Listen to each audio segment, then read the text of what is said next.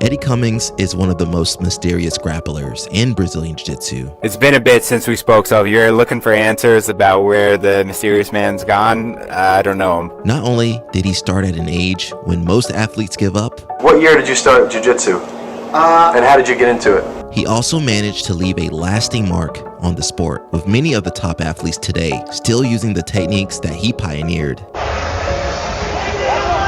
But he's got to be cautious. There's the heel hook right here.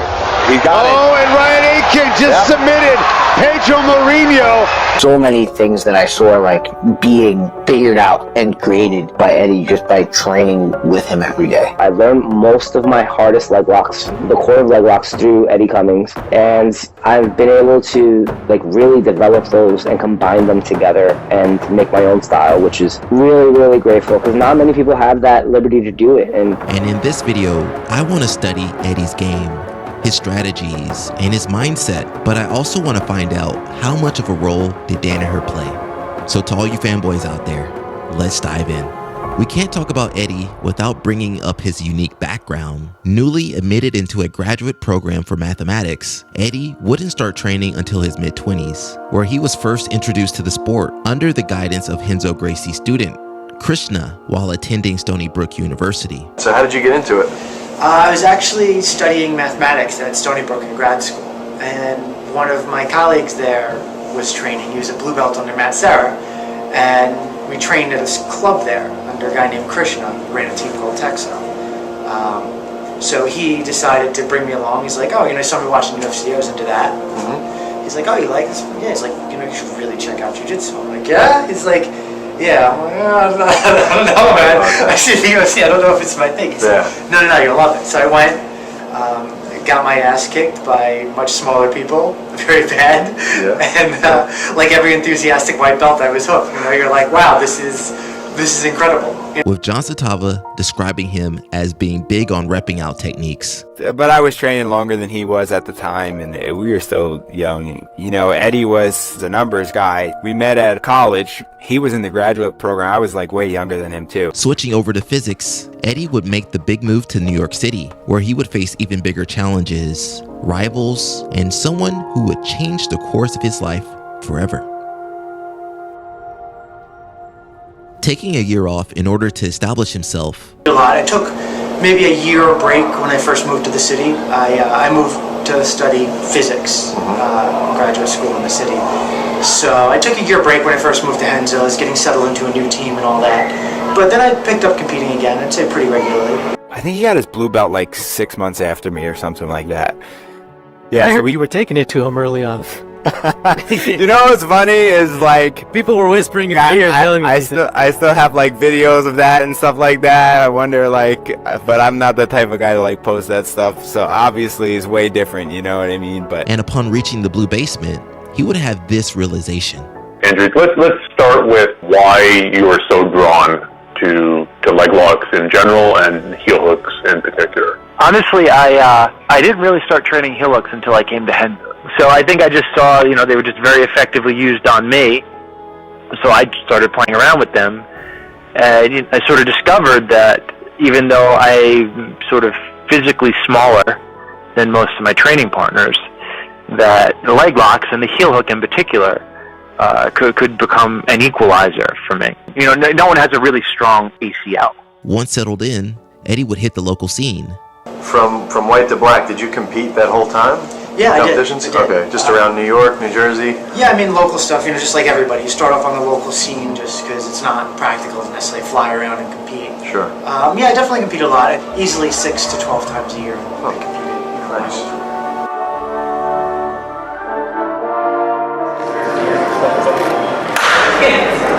Go ahead. Monte Rico!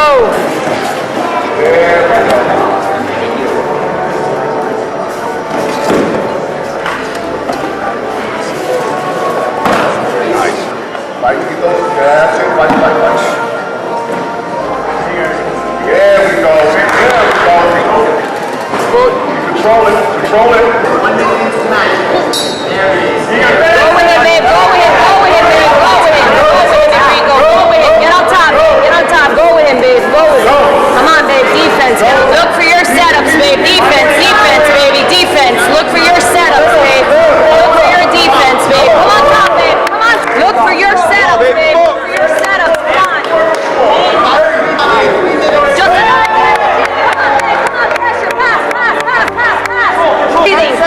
Use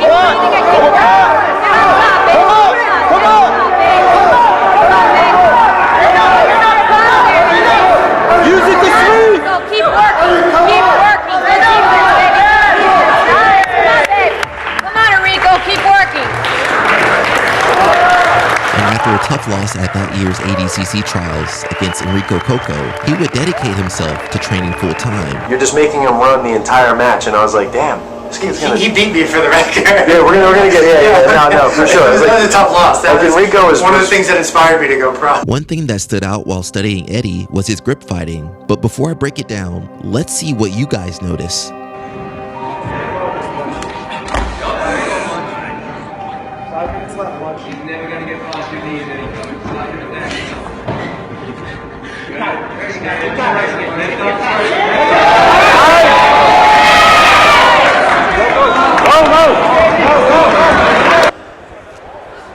Samir Chantre, Irish Brazilian Jiu-Jitsu down to his knees. Eddie Cummings, 1/3 of that Danaher death squad. Gary Tunnan, Gordon Ryan. Man, look how tight his grip when he gets that wrist, man. Samir really has to force his hand out of that. Really has to break that grip. First off, Eddie's grips are insane. That grip strength of Eddie Cummings is just incredible. From his grips, he can enter into his favorite positions. He had been asked to leave. He had been asked not to participate in the tournament. Right. And he decided he wanted to do so anyway. And so.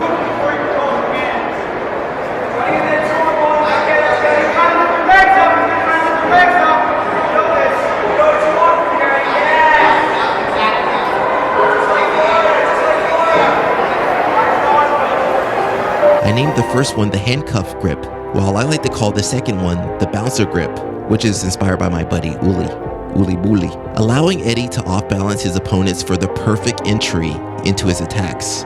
Early on, Eddie got a reputation as the leg lock guy. So you're getting kind of typecasted as the leg lock guy, right? I just roll with you. I know you have other good stuff, but some people may think, oh, well, all he has is heel hooks. What if he can't heel hook someone?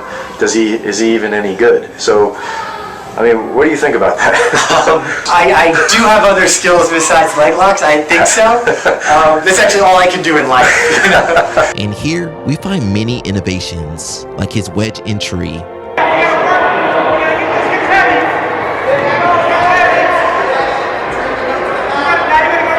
the Wolverine entry,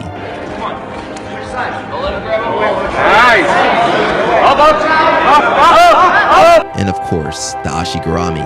Bill Cooper keeping his legs crossed, doing everything he can to keep them crossed. Eddie trying to negate that. He does have a hold of that right leg of Bill Cooper. Cooper very calm. Now, Cummings switching to heel hook. There it is, it is gone! For one of the best heel hook attacks the sport has ever seen. But that's not all Eddie had. And that's what, like, a guy like Eddie Cummings, probably the greatest leg locker we've ever seen in jiu-jitsu, that's what Eddie Cummings did to everyone that people never really noticed, because leg locking was so foreign to most people when he was prevalent, he was in the sport and he was pushing it, that they missed the part where the reason he leg locks guys who are phenomenal leg lockers is not a setup, it's not a position, it's not some level of understanding and how he finishes the heel hook that they don't have, it's the way that he exposes them once he collects their leg. Like his early adoption of the arm saddle, wrestling up, and falling back for leg locks. Oh, and I almost forgot this, but Eddie even has his own leg lock, the Cummings trap. If we can get to this position, this is literally game over. There's a 0% chance the person can get out. 0% chance. Nowadays, these techniques are common, but at the time, it was cutting edge. Being around him, like I said, it helped me see the creative process. It helped me see that a lot of the leg stuff that you see today would not be around without him. And while there had been other leg lock specialists, like Dean Lister,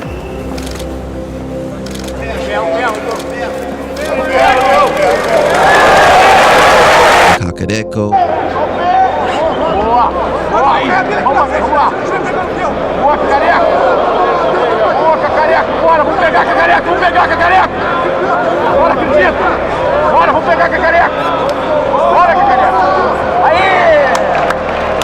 and Polaris,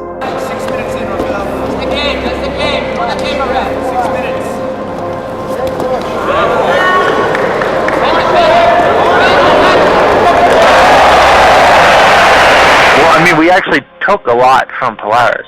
I think that's where John got his initial ideas for the braking mechanics of our outside heel hook, which is a very challenging heel hook to actually be able to finish, which we've modeled ours after. None had taken the approach that Eddie did. I'm watching a lot of tape. I think, I'm sure there are people who watch more tape than me, but not a lot. Like, I'll be up all night watching tape. Like, that's not a rare thing. If I'm not in camp, like, I get a little obsessed, yeah. I was up all night last night watching tape, so. Wow. Watching tape is so important, and it's something that you can start implementing right now. And for those young kids among us who are listening to this show, by tape you mean YouTube or DVD. YouTube watching. Yeah, sorry, watching online videos. Oh, okay. All right, I've heard of those. Watching Eddie, you can see that he wasn't a physical specimen like many of his peers, nor did he have the most athletic background growing up. Would you say you were an athletic kid growing up, or more coordinated than most people? I wouldn't say I was athletic, but I maybe wasn't unathletic. You know, I was sort of, I wasn't the guy picked last, but I wasn't the guy picked first. Somewhere in the middle. But that just goes to show how effective studying was, and we're starting to see this become more popular with guys like Joseph Chin. I mean, despite the training and all the study, I think the breakfast was definitely what did it. And then Max Hansen leading the way, with Eddie taking this further by adding strategy. Once we reach that point of being balanced towards watching tape and studying our opponents and who we're fighting, I think that overall the argument now is that, well, it's information versus no information. Now it comes down to a game theory problem, and information is good. And even drawing from his poker experience. What a lot of people don't know about me is I actually played poker professionally for a while when I was going to pay my way through grad school in math. And this question came up a lot in poker forums, where somebody was starting to do well in poker, online poker, starting to do well. They'd always ask, when should I go pro? I want to drop out of school, go pro. And the best advice I ever heard in response to that was, look, if you lack the discipline to follow through in, say, school or whatever job you're doing while playing poker, you lack the discipline to be a successful poker player to begin with. So basically the lesson is that while quitting whatever you have going on in life will certainly enhance your training, if you're quitting because you lack the discipline or focus to do what you were doing, you didn't like school, or your job sucks, that's probably the wrong reason to get into it. It's a hard profession. Like, you're grinding stuff out. You have to compete against very good, skilled opponents who are ready. And it's, if you're not successful at that, it's going to be tough. So there's a lot of pressure and a lot of work. So I think that's ultimately a lesson. Make sure your reasons are clear for getting into it. And as long as they're clear, then absolutely go pro. But he didn't only use this for himself. And you break down other people like Gary's opponents and Gordon's, and you help them. Yeah, that's what I heard. I'm watching a lot of tape. By bringing a scientific approach, Eddie was able to give structure to the chaos that is Brazilian Jiu-Jitsu. And you could even call this a mental model, a BJJ mental model. Yo, what's up, everybody? I'm back. I know you guys missed me. I've been in the dungeon. I've been in the studio. I've been in the basement to get this video ready for Black Friday. So everyone, be sure to check out bjjmentalmodels.com for Black Friday deal. They're doing 50% off for 4 months of premium. Four months of premium. So be sure to check them out. I'll put all the benefits, all the offer, and everything you get somewhere in the video here, right here. Black Friday, 50% off on all BJJ Mental Models premium courses. No coupon needed, but you know what? Go ahead and put in offer code ALEC just to be safe. We got to make sure I get that referral link in there, okay, guys? 50% off for the first 4 months. How can you beat that? You can't. Go ahead and buy that. The best pick for most people and our most powerful tool for bringing out the best in your jiu-jitsu. Over 100 hours of jiu-jitsu audio courses on strategy and tactics, which can help you learn jiu-jitsu much faster and safer. Hey, you guys got to take care of yourselves. You'll also get our ongoing premium podcast, exclusive Discord community access, a free Yoga for BJJ membership. You guys need that too. Come on, you guys need that. A free copy of the Grapple Arts Instructional BJJ Foundations, and a free patch and decal kit. Go premium today and pay half price. If you're looking for customized jiu-jitsu coaching and more, invest in your jiu-jitsu career with our coaching and pro packages. This is the one I always push you guys to get, because you guys need that extra coaching. You know, your coach is too busy. He doesn't want to watch your footage. But listen, we got BJJ mental models. You guys got BJJ mental models. We even got dogs over here. Flinty. What's up, buddy? I know you guys been waiting on this video, so we're gonna get the video. We're gonna get the video soon, right? Right, Patrick? Hope you guys enjoy the video. Oh. You know, we approach it like scientists. Does it work? Does it not work? Why does it work? Any technique, not just leg locks in general. You know, always question authority. You know, just because some famous black belt said something doesn't mean it's right. You know, test it out. Let's see why it's right. Let's watch it in high-level competition. Where his emphasis was always on learning. This game's more about learning consistently over long periods of time, I feel. So it's not so much about getting good quickly as much as getting good consistently and learning consistently. That's really the challenge. You know, it's not so much showing up consistently as applying that mental effort. Getting better. Hopefully I get to compete more. You know, I like to compete more regularly. Hopefully I get better at jiu-jitsu. That's really what my main goal is every day, to be honest. Like I just want to get better at jiu-jitsu. I want to understand more.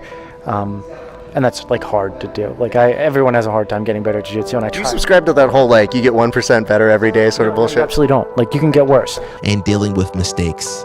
There is no place in your mind when you're competing against world-class athletes, the elite competition here, for anything other than strategic thought or an empty mind. Anything else in your mind, and that's a mistake.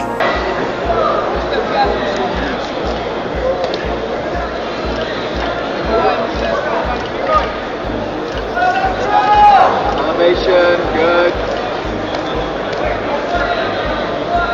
One more back inside, Eddie Cummings, good work.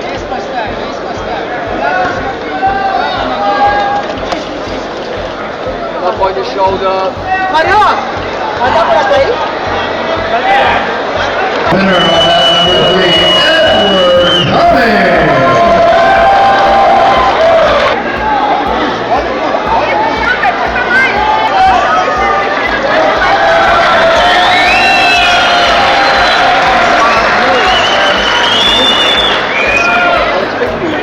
On that number 1, the winner, Gilbert Burns.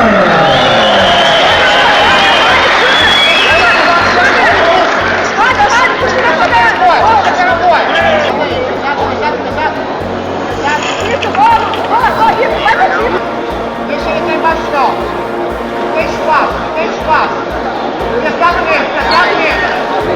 Get that knee out of the way. Good, good, good. Touch away, touch away. 1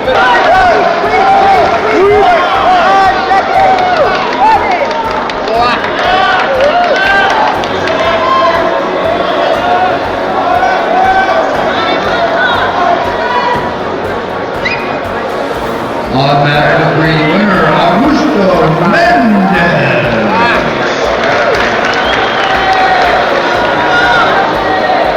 I know you guys have been waiting for this part, but what role did Danaher play in all of this? Let's just talk a little bit more about the influence of John Danaher on your training. There's been a lot of rumors about the relationship between the two, but Eddie even said this. He's actually the one who taught me most of my leg locks. So to say he was open-minded to me developing the game, I mean, he encouraged the game. Okay. He saw me playing some single leg X. He's like, you should really play heel hooks from there. I'm like, yeah, they never work though. Oh. We laugh about some early conversations we had when I was a blue belt. But yeah, definitely. To say he influenced my game is a strong understatement. Okay. Just the way I'm thinking about grappling and movement.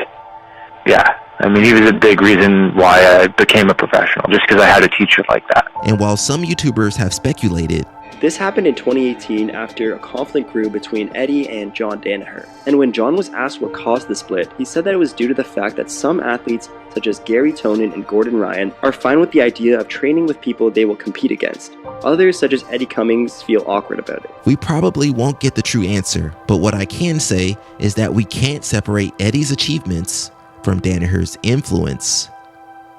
Okay, so John Danaher, what makes him such a great coach? Why is he considered, this mad scientist in the room? Like, what is he doing that most other coaches don't do? And I think Faraz said it best. He called John Danaher the Hannibal Lecter of jiu-jitsu. I think that's very accurate. That's great. I really think what makes John sort of the high-level instructor that he is his commitment to research. And I think we both bonded on this and sort of applying the scientific method to grappling with some rigor. When we do techniques, we want them to work all the time. We're not satisfied with, oh, here's a move, and it works sometimes or it doesn't. It's like, why is it working? Why is it not working? With the only possible issue that I could find tracing back to the release of Danaher's first instructional. Honestly, just to talk about the elephant in the room, it was one of the things that I think happened was John Danaher decided to monetize the credibility he built by having these champions underneath him. And once he started to work with Fanatics, honestly, I think that was the moment when the first leg lock instructional came out, and that broke all sales numbers to that point in terms of business units and instructionals for sure. So that was a huge inflection point. For sure. And then COVID happened, and that was another level change that was really the main reason I haven't put out an instructional is twofold. One, I'm learning moves from John. I'm learning technique, and my grappling, my philosophy, the way I approach systems and movements is based on what he's taught me. So even if he didn't explicitly teach me a movement, my ability to figure out that movement or to study tape or to do it is based on what he's teaching me. It's an intimate relationship between an instructor and a student. So, I'd obviously want to wait for him to think about an instructional and put that out. And second, also the system is evolving so quickly. And at this point, when I don't have a school and I'm fortunate enough to be, moderately successful in grappling, I can afford to not do one. Sure. And just really hone the skill and really study and figure out, try to figure out some truth, particularly in the leg lock game, but all of grappling as well, I'm studying, so. Is John Danaher going to put something out? That would be amazing. I don't know. I mean, he talks about an instructional site, long term. I think that would be, the best way. His instruction technique, I know you said you're going to come visit. I think you'll really appreciate it. He's an instructor of black belts. And while Eddie did eventually split from the team and join Unity, we still can't deny Danaher's impact. Butterfly guard, now he's got that wrist control. Man, look at him squeezing on that wrist, man, pulling that arm across. Trying to break it free. Is able to lace one of the legs up, being locked up now. He's got the left leg. The knee line is free of Samir, and he's using that foot to push himself free, spins himself out. Ricky Ryan trying for that one. Oh, and a beautiful. Such a ridiculous. Wow, and it's in. Going for the rear naked choke. That was it. That's it, man. Toe trying to leg drag. Now he's trying to attack of his own. And he's given Eddie Cummings a stronger grip here. You gotta be careful what you're playing with when you try a leg attack. A leg specialist. Oh, and there Cummings goes, hauling himself in again on the left. Now he's got an outside Ashi position with the heel exposure. Cummings going to work. Yeah, he's got it. He's got it. Yeah, 15 seconds. Yeah. Doesn't look like his legs are clamped together too tightly here. Decent attack here. Both guys are trying. Caruso has a straight as well. I mean, do you give both guys 1 point? And now it's on a little bit more. Oh, they're going to call stoppage on the time, and I think. But at the same time, I don't want to minimize Eddie's contributions. He was, I say, the first scientist of jiu-jitsu. Whenever people ask me, I'm like, he was one of the first guys that's doing all this scientific shit. That's a once-in-a-lifetime person that I don't think jiu-jitsu is ever going to see again. Going out there and fighting those tough matches. Eddie was always a very nervous competitor. That's one thing that's interesting. He'd be freaking out before a competition, like freaking out. And he would need to almost verbalize it to get it out of his system if it was getting out of his system, or whatever he was doing to regulate that emotion in his head. For me, I couldn't be around that. Too much noise for me, you know what I mean? But afterwards, like there was times where we could be that Grappler's Quest together, if you remember what that is. We'd come together afterwards with our medals and go out together as a team, stuff like that. It was good. Pushing himself to the limit, both physically and financially. There was a bunch of injuries, and we really pushed through hard in the camp. Like I broke a rib a bunch of times, I had some knee trouble, and finally, like the knee went out for the last time, like the day I was supposed to fly out for Finland. Like so, I was just like held together by like tape and just pushing through training so hard for months, and just had to like pull out. I didn't even make the flight to Finland. It was like, and that was like something I was training for like 2 years. Like I went full time with that as a goal, and luckily Nikki stepped in for me and performed really well. But it was kind of heartbreaking. I love the art. Like I did it for the right reason. I did it because I love the art. It wasn't to win. It wasn't to make money, obviously. But it was because I love the art, and I still love the art. To this day, I love the art. I have a very tumultuous relationship with the art. Like the art doesn't love me, like at all. Take a number, kid. I love the art, So I, even in, when I'm the most depressed, I wouldn't want to do anything other than like analyze tape and roll or think about jiu-jitsu, and so. Yeah, I'm not. I would have told myself, get into it, but make sure you're focused on that.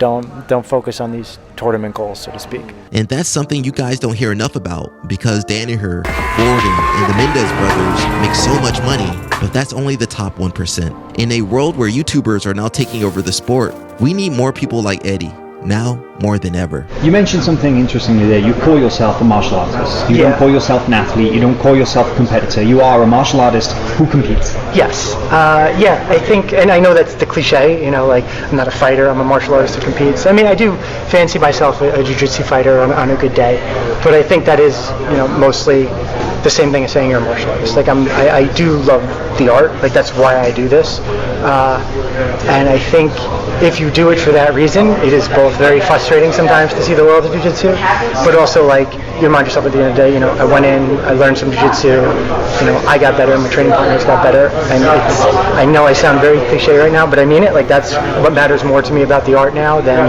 anything else I'd say, and I'm happy with it. So. And it's for all of these reasons that Eddie Cummings changed BJJ forever.